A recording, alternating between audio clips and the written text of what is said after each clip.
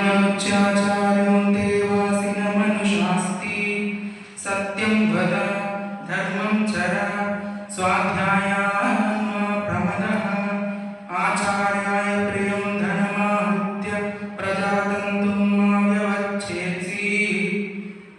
सत्यान् प्रमदितव्यं धर्मान् प्रमदितव्यं कुशलान् प्रमदितव्यं भूतेन प्रमदितव्यं स्वाध्याय प्रवचनाभ्यां प्रमदितव्यं देवपितृकार्याभ्यां प्रमदितव्यं मातृदेवो भव पितृदेवो भव आचार्यदेवो भव अतिथिदेवो भव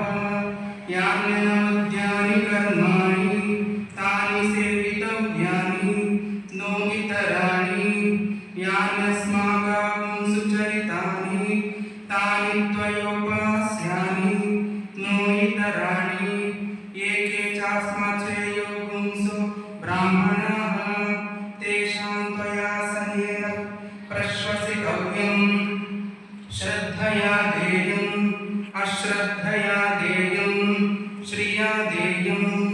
ह्रिया देयं भिया देयं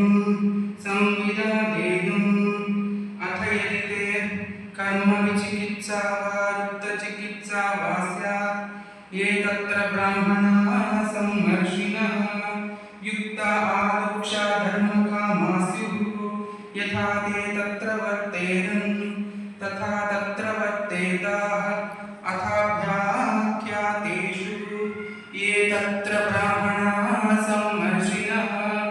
युक्ता आयुक्ताः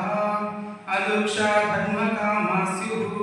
यथा ते तेषु वर्तेरन् तथा तेषु वर्तेताः एष आदेशः एष उपदेशः एषा वेदोपनिषत् एतदनुशासनम् एवमुपासितव्यम् एवं चैतदुपास्यम्